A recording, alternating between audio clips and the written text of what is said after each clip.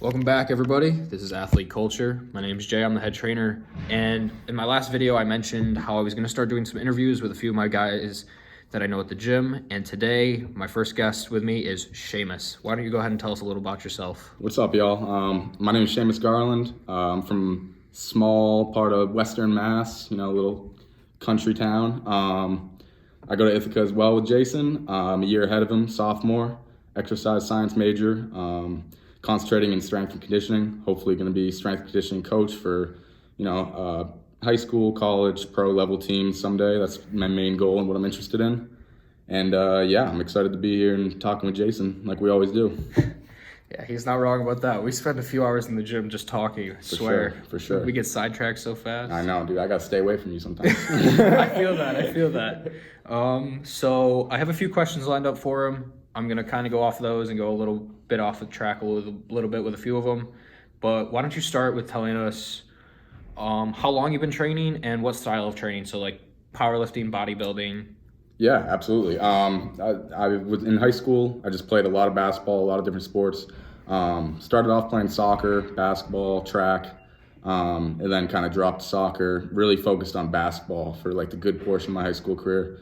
So just like how I started was just trying to improve my basketball skills. I was always a little guy. I think my freshman year, I was like 100 pounds, 5'5", and I just knew that any way for me to be able to play at the next level, if I wanted a chance, even though I'm not right now, I wanted to back then, and I knew I had to get bigger, stronger, faster, and I was smart enough to know that a lot of that stuff started in the weight room, started with plyometrics and just taking care of my body. So that's kind of where the base of my training came from. And then once it came to my senior year in high school, I don't know, I just kind of like didn't really, I wasn't as passionate about basketball as I used to be, as I like to be. And a lot of that passion went into lifting, and I decided to kind of bulk up.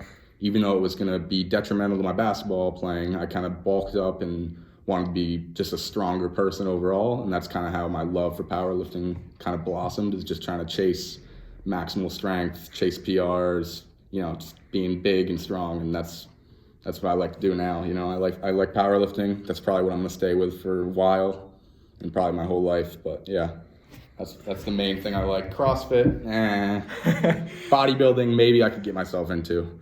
But powerlifting right now is my main focus and has been for about 2 years, 2.5, maybe. I haven't competed, but just when I say powerlifting, just chasing overall strength is the main goal, really. Now, another question off of that. Are you looking to compete eventually? For sure, yeah. No, right now I love where my deadlifts and squats are at. It's just my bench has been really lagging over the last year. So the main focus for me is just getting that up to respectable numbers for my body weight, being able to, crush 315 whenever I want. And once I have all the pieces put together, I'm definitely looking to compete within the next year for sure.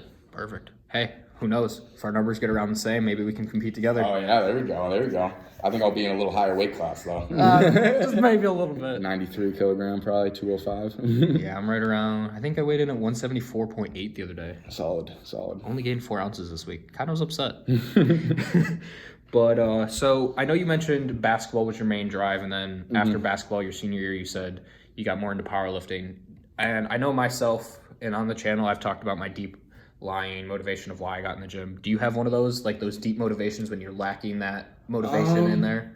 I think the one difference between like other sports I've played in powerlifting is you just get in what you get out. Like whatever you put in, you're gonna get out. And with those other sports, you can go in the morning and try your hardest and put up 500 makes and do your dribbling drills and all that. But when it comes to the game, there's outside factors. There's really good defenders. There's sloppy teammates that might be less motivated. There's coaches that might make coaching decisions that aren't great for you. There's a lot of factors that can affect it. And then when you look at your progression, it's kind of hard to see where you're progressing, where stuff's going right, where stuff's going wrong. Where powerlifting, when it came to training, for me, it was like, okay, are my numbers going up? Yes. Okay, I'm doing stuff right. Are my numbers staying the same or going down? Okay, stuff needs to change. Like I'm not planning correctly. I'm either not working hard enough, I'm not working smart enough, or I'm not working consistently enough. One of those things is off if my numbers aren't going up. So it was just so straightforward to me that I kind of fell in love with how straightforward it was. You know what I mean? Yeah. I definitely get that, and I like the points you just made. It's either you're not working hard enough, not working consistent enough, or not working smart enough. Yeah, and absolutely. I feel like a lot of guys will get that wrong. They'll focus on the hard enough and the consistent enough, but or they're not focusing on the rest of the stuff that has to do with it, with their nutrients, their micros, their macros. Yeah, I mean, if you go in every day and give 100%, but you're maxing out on bench and squat every day 100%, it's not going to work. It's not a smart way of training. You need all three to make gains, especially if you're not a beginner. If you're a beginner, you can get away with 1, 2, but once you really get into, 2, 3 years, stuff's going to start slowing down if you're not doing everything right. For sure. Now, on the concept of eating and nutrition, I was wondering, I don't think you're vegan or vegetarian. No, I'm not. So do you stay away from any types of foods in general? Stay away. It's harder here. I do have a rice cooker in my room, even though I'm not supposed to. So my main source of carbs, I try to make rice. That's one of my main things. I don't like pasta and breads kind of just make me bloated. They don't digest as easy. And I feel like if I just make all my carbs rice, usually it's easier for me to function during workouts. It's easier to digest. And then I have room for micronutrients like multiple salads, fruits, a bunch of meat. If I have like a big bowl of pasta or something, it kind of just sits in my stomach and doesn't really feel as great as like a bowl of like white jasmine rice. I feel like that's the best. Even brown rice is too hard for me to digest just because, all the shells on it, it's just not as easily digestible. Because when you're bulking up, especially if you're over 200 pounds, the amount of carbs you're eating a day is just I ate 400 carbs today already. And it's hard to do that with pasta and stuff that doesn't make you feel good. Given everybody's different. Some people might think of pasta is the best carb for them. But for me, it's just white rice. When I'm at home, I eat a lot of beef, like clean beef. Because when I'm at home, I know I get grass-fed, pasture-raised, 85-15, sometimes even 90-10 for, the fat ratio of it. But that's the main stuff I eat. Here, now that I'm trying to maintain / cut a little weight, I've been staying away from the beef just because it's a little fattier here than I like it. Yeah. The beef patties they have are probably like 70-30. So I've been eating a lot of chicken. I've been actually eating these plant-based protein bars that Jake showed me. You guys will hear from Jake in a few days from now. For sure. When he comes in for an interview. But I've been eating those. I've been trying other protein bars. But yeah, just really like the last month and a half, I've really been just focused on hitting the amount of protein I need every day. Hitting, if it's a training day, hitting body weight or 10 pounds over in grams, 210, 220 sometimes even I hit in grams of protein per day. And then just keep my fats low and carbs up at high 300s. And there you go. That's what I love. This guy knows what he's doing. He knows he has to have that balance every day in the meals. And you guys saw in my last video, I talked about it. Stop trying to cut your food. If you can balance it, you'll be perfectly fine. You don't need to cut stuff out. Carbs are not the enemy, especially as this guy. No. You'll hear from another guy, Chris. He does not shy away from carbs. That guy eats an insane amount of carbs a day. For sure. I mean, they're the main fuel, I rest on Sundays and Wednesdays. Sometimes I'll do some cardio or stretching or something, but I don't hit the weights. And on those days, I won't even, I'll drop my protein to 190, 195. And then just load carbs because I know the next day it's going to give me a huge workout. I'm going to have a lot of fuel, a lot of energy to burn. I mean, yesterday I had a ton of carbs and today I had a huge bench day, and that's what works for me. So, and not always, it doesn't need to be consistent. It doesn't need to be the same thing every day. You can fluctuate. Yeah. I have less protein on my off days. I have more protein on my training days. And just balancing. Some days you're going to have off days. I went with my parents the other day for dinner. My fats were through the roof, but you can't get caught up in one day. Yeah. You got to look at the big picture in that. Yeah, sure. I feel like a lot of guys do that with their cheat day type things. They get caught up in it and they're like, oh, I cheated. I'm going to feel so draggy the next day. Don't worry about that. Get in the next day, work harder, be more strict as you possibly, be as strict as you possibly can, not more strict. Yeah. And just get to it, work hard, stay to it. You'll get the willpower eventually. The worst thing you can do is just dwell on stuff you've already messed up on. It's done. You got to go forward from there. You got to look at what you can do right, how you can improve your life, and just that. You can't look back and say, oh, I did this wrong. That's why everything's so shitty. That's the wrong attitude to have, Yeah, I feel like a lot of guys do that with their PRs too. They'll go for these 1 rep maxes, they'll foul and be like, oh, blah, blah, blah, I screwed up. I should have done a lighter weight, blah, blah, blah. And it's just like that if you can't accept failure, you're in the wrong line of work, especially as a power lifter, strongman, bodybuilder type of deal. If you can't handle failure and can't handle losing or missing a rep, you're picking the wrong place to be. For sure. Yeah, it's all about overcoming that and, not letting the weight stay in your head. I remember when I couldn't bench 225 on bench my senior year of high school, that number was just stuck in my head, dude. I failed it like 2 or 3 times. I was like, dude, this way I just cannot get over it. But the more I thought about it, the harder it was to overcome, And then once I hit it, I think I hit it like multiple times just that month. Yeah. Like it was all mental, you know what I mean? So for sure. Yeah, just not dwelling on those failures for sure. Now, I know we spoke a little bit about your training, but do you have any specific splits that you do, like a 5-3-1, anything like that? Right now, like my weekly split right now is I have a heavy upper body day, I have a volume, and sometimes it'll work into a speed lower day, and then I rest, and then I have volume/speed upper day, and then a heavy lower day on Friday, and then Saturday is just arms and recovery, getting some blood into my legs occasionally. But yeah, those main 4 days, Monday, Tuesday, Thursday, Friday, is my main chunk. And, those adjust and adapt through waves. I usually adjust those every 4 weeks. I'll do like a 3-week wave. And then on that 4th week, I'll decide, do I need a big deload in volume? Do I need a smaller deload in volume? And with my deloads, I heard this from Matt Wenning, you don't need a full deload on everything. You don't need to back off the volume, back off the intensity, back off everything. Back off what you're best at. So for me, I can handle volume. I can be in the gym for 2 hours. I can do 10, 12, 15 sets of back. It's no problem. I can get through it.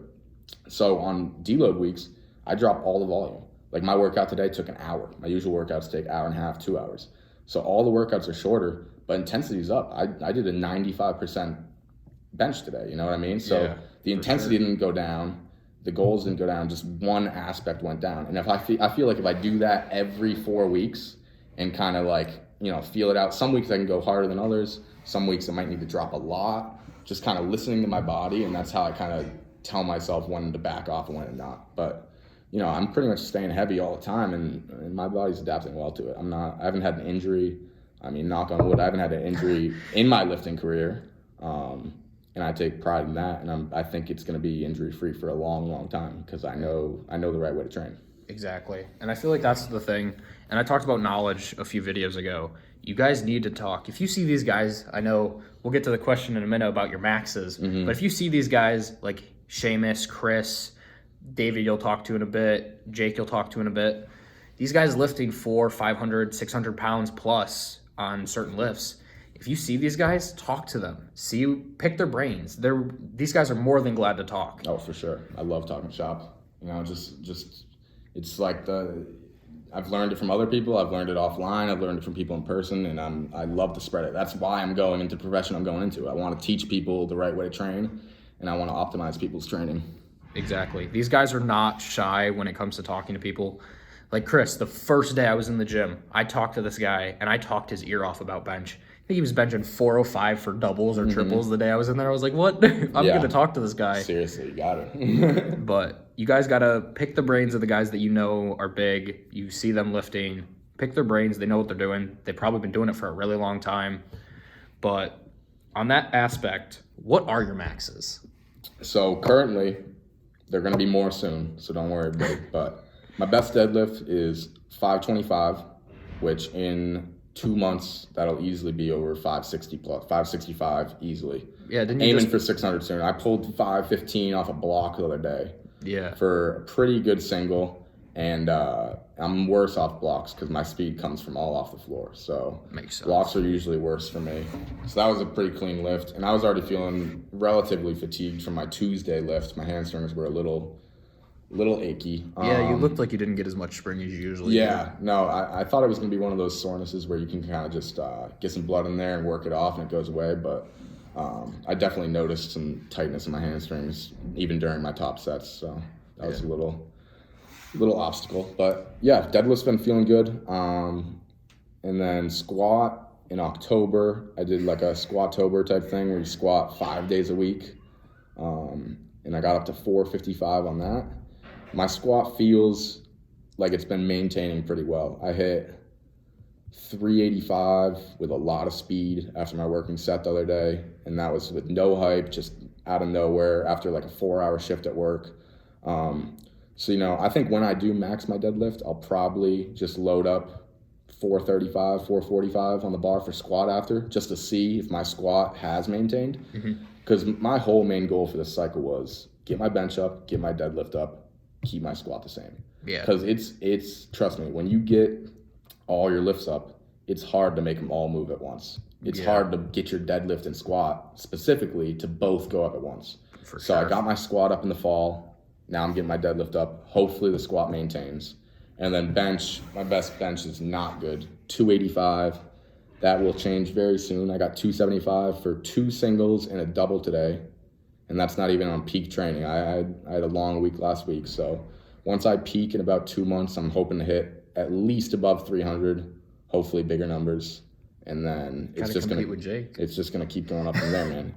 Trust me, in the next year it's gonna get crazy because I'm dialing nutrition every single day for the next 8-10 years of my life, and I'm going in on this. So I think that's the thing. A lot of people, you just said 8 to 10 years of your life, and you've said that you want to do this for a really long time. I think a lot of guys think, oh, I can get results really quick. These guys are huge. They probably did it so quick. Some of these guys have been doing it for 20, 30 years. Yeah. Like Arnold, he's what, 70 now? He started when he was what, 10? Yeah, seriously. He's been doing it for 60 years. You don't get a physique like he had. Yeah, and you'll see those genetic freaks. Like it's hard to get caught. It's hard not to get caught up in all the Instagram stuff where you see, oh my God, this dude's 19, he's pulling fucking 750. He's doing this, he's doing that, and comparing yourself. Where I've kind of dropped that philosophy. I'm not looking to be the best junior power lifter in the world. I'm not trying to be this or that and have this weight for this age. I don't care about any of that. At this point in my life, I know I'm not super genetically gifted in the weight room, and I'm in it for the long run. I want to see how far my body can take me. So, 8 to 10 years, that's when my best lifts will be. Not in the next 2 or 3. Exactly. It's definitely a marathon, not a sprint when it comes to this. And there's a lot of other factors, and one of the questions I have will lead into one of those factors very soon. Don't worry, guys. I know there's a question you're all going to be wondering with all of these guys, but what I really want to know is, with your maxes and with the time, when do you see yourself ending your lifting?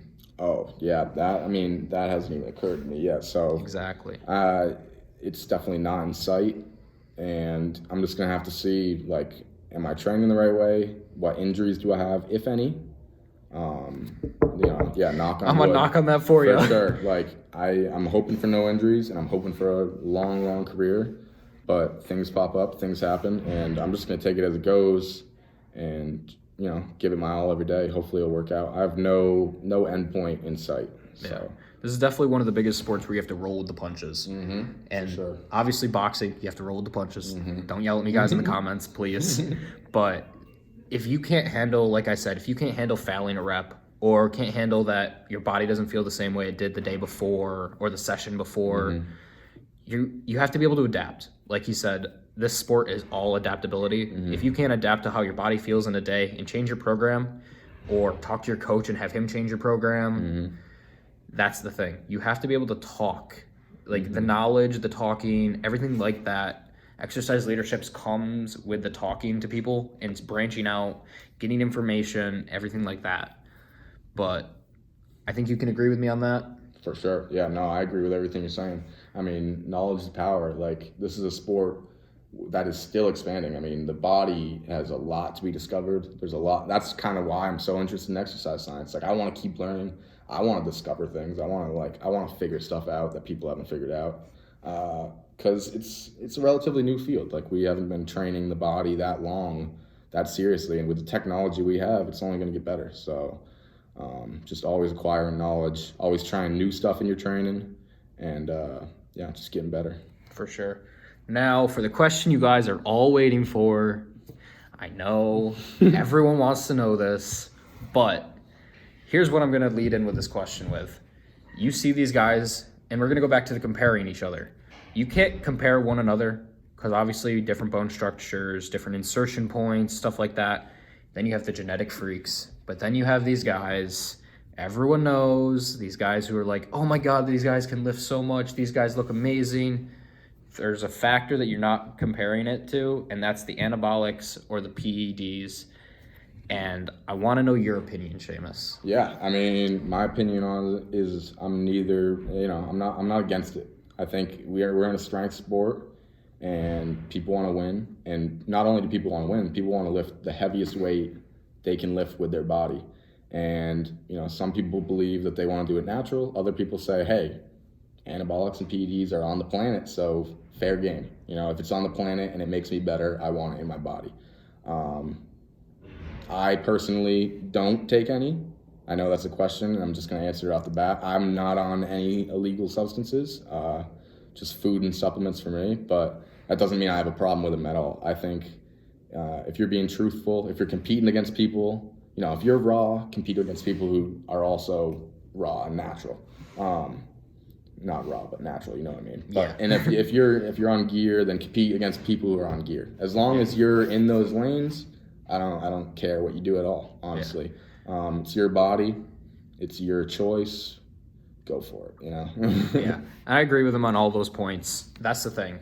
You have a lot of guys who are like strongly against it, strongly for it, and they get in wars about it. And I'm just like, who cares if they're competing in? I get it if someone's competing in a federation where they're not supposed to be, but if you guys stay in your lanes, like he said, and focus on your federation, if you don't want to face guys that aren't natty or natural, go into a drug-tested federation, please. Yeah, seriously. As long as there's a fair playing field, I think, go for it. And I know, we're talking powerlifting, but also like bodybuilding and just like fitness culture in general.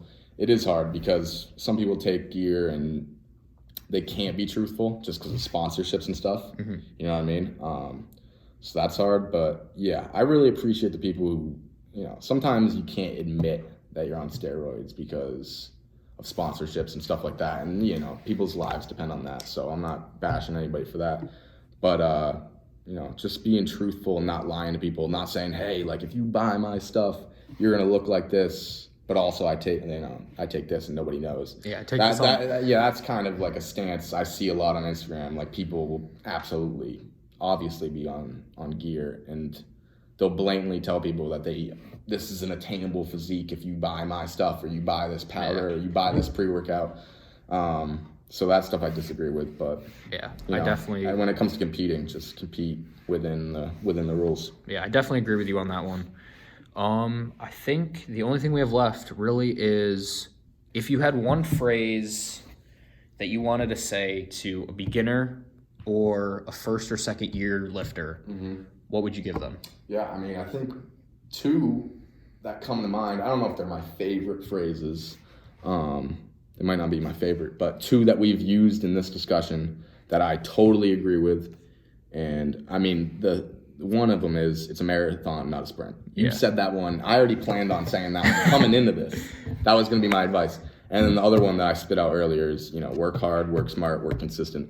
If you put those two together, the sky's the limit. Like you can achieve whatever you want in this sport or whichever sport you're in. If you keep those two things in mind, I think you have a good base for training. For sure. And I think other than those 2 points, one of the major points, we've already touched on it a lot, is the knowledge. If you seclude yourself, don't talk to anybody in the gym, and you think you know everything, you're not going to get anywhere here. Nope. You have to branch out and talk to people. Yeah. Nobody knows anything. Exactly. Nobody, there's always something to learn. I hope that I have only learned 5% of what I'm going to learn someday. Exactly. I hope I know nothing right now. Yeah. Because if I know everything, there's nowhere to go. Exactly. So there's always something to learn. If you think you know it all, you absolutely don't. So shut the hell up. But yeah, that's my 2 cents. Always learning. For sure. And never think you know it all. Alrighty. Well, do you have any closing points that you want to make before I call this out? No. I mean, people are here subscribing and liking. Keep it up. I mean, Jason's a great dude. He knows what he's talking about, and he's going to keep putting out good content. And he's just like he's been saying, he's gonna keep acquiring knowledge and getting better. So you guys should stick here with him and keep learning with him. All right, guys. It's Jay. This is Athlete Culture. Seamus with me, and I'm out. Peace Catch out, you y'all. guys next time.